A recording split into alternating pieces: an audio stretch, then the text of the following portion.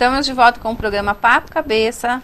Hoje a nossa convidada é Tainá, ela é consultora holística e está esclarecendo pra gente um pouco a história do Halloween, né? Tainá, conta pra gente, nas escolas hoje em dia se comemora o dia das bruxas, né? Sim. A gente percebe que no dia 31 as menininhas estão todas de bruxinhas, com a abóbora na cabeça, enfim, né? Sim. E fazendo as festas. Como que é passado isso para as crianças, sabe? Olha, na realidade assim, é aquilo que eu tinha falado anteriormente. As pessoas vão pela celebração, pela brincadeira, né, de se fantasiar, de fazer doce, a travessura, esse tipo de coisa. E a bruxa é vista como a má, né?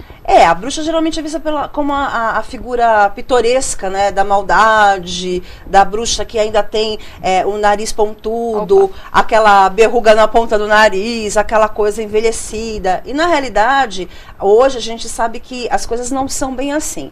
Mas por que isso tudo vem evidenciado para as crianças? O Harry Potter, por exemplo, foi um foco de trazer à tona, né, toda essa cultura de bruxas, de magos, de varinha de condão, de magia muito forte, e as crianças estão tendo um acesso e uma curiosidade maior. Né? Mas existe uma preocupação muito grande de ambas partes, tanto da Igreja Católica, né, dos cristãos, como da parte da bruxaria. Por quê?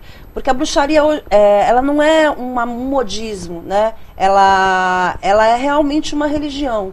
Então aquilo é levado a sério, existe um ritual de fato, assim como existe a ritualística dentro de todas as igrejas, dentro do budismo, dentro da igreja evangélica, dentro do candomblé, da umbanda, existem os rituais dentro da igreja católica e dentro da bruxaria também, né? E a bruxaria, na realidade, é o culto aos elementos da natureza também, né? Aos deuses, ao deus e à deusa, né? Porque a bruxaria considera que existem as polaridades, as duas faces, né? A deusa e o deus, não como a Igreja Católica que coloca só um deus, né? Só a visão masculina, né? Machista da coisa. Então, assim, existe todo um fundamento muito interessante dentro da religião da bruxaria, né? Feita de uma forma séria, e as pessoas que levam isso a sério não são pessoas que fazem maldade, pelo contrário, né? Existe a lei do 3x3, que tudo aquilo que você manda, né? Que a gente faz o dedinho assim, volta 3 vezes para você. Entendeu? Por isso que a gente chama esse é o dedinho do poder, né? Quando você manda 3 volta atrás, se você fizer uma coisa errada, né? E o mesmo sentido, entre aspas, da coisa errada da parte católica, né? Então, se você faz, Deus vai castigar você de alguma maneira, né? Então, existe hoje, por exemplo, hoje não, em 2003 houve um movimento no Chile, tá? No dia 28 de outubro, onde eles propuseram um Halloween branco. O que foi isso? Pegar exatamente o contexto original da festa de Halloween, que era a celebração dos mortos, né?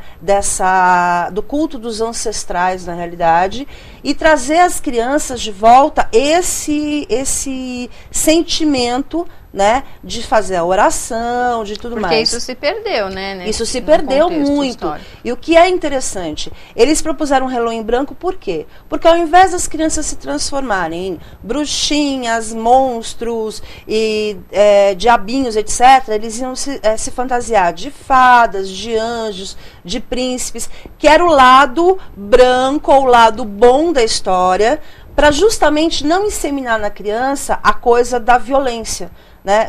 Vou fazer uma travessura se você não me der um doce.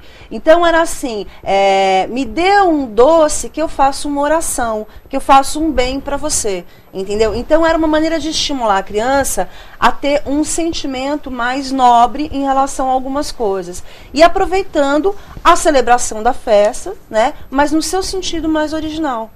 Então, foi muito interessante, porque foi um movimento que contagiou o Chile, né? E foi uma coisa tão grandiosa que até as indústrias entraram no meio disso, fizeram balas, assim, balas da fada, bala do duende, fizeram doces que a pessoa, quando comia, exaltava a coragem, a bondade, ao invés da coisa de ser o malvado da história, o vilão da história. Então, assim, foi realmente um movimento que abraçou, todo mundo abraçou, para justamente trazer a paz, trazer o sentimento de coisas boas, né, para a criança, que eu acho que é fundamental, né? Sem perder, por exemplo, a sua simbologia. Então a gente tem que separar um pouco, né? Existe essa coisa da festa, do sentido realmente religioso, né, do culto aos mortos, né, que existe em qualquer cultura, porque o Halloween é celebrado, né? O Halloween foi um nome dado, mas ele é celebrado em todas as culturas. Os budistas fazem, né, aqueles jantares, vamos dizer assim, aquelas mesas fartas, né, com as comidas dos seus mortos, as comidas preferidas, celebrando justamente aquilo que eles viveram, que eles deixaram de bom. Quando se faz uma mesa, sempre é colocado um lugar à disposição daquele que se foi, em homenagem, né, a tudo aquilo que ele representou. Se coloca um prato com comida também. Então é um culto que acredita-se muito, o Oriente trabalha muito esse lado, né, da ancestralidade.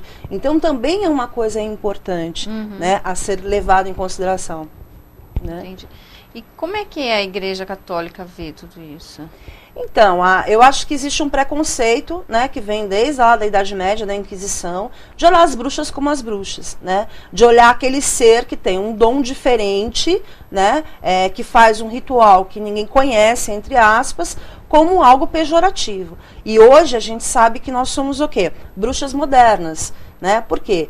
Eu me considero uma bruxa não porque eu sou iniciada na bruxaria, mas no sentido positivo da bruxa. Eu sou uma pessoa que trabalho com oráculos, né? Eu sou uma pessoa que trabalho com terapias, entendeu? Alternativas, conheço, tenho o dom da cura, ajudo as pessoas, oriento. Isso antigamente era visto como uma coisa ruim. Então as bruxas eram queimadas. Hoje somos bruxas modernas, nem por isso precisamos necessariamente usar o preto. Hoje foi só uma coincidência, e nem ter nariz pontudo, nem verrugando o nariz para ser uma bruxa, né? Hoje as bruxas são mulheres bem resolvidas que sabem buscar, né, usar bem a sua energia e a seu favor. as pessoas que se manifestam, que trabalham com os oráculos, elas são vistas como as bruxas, né?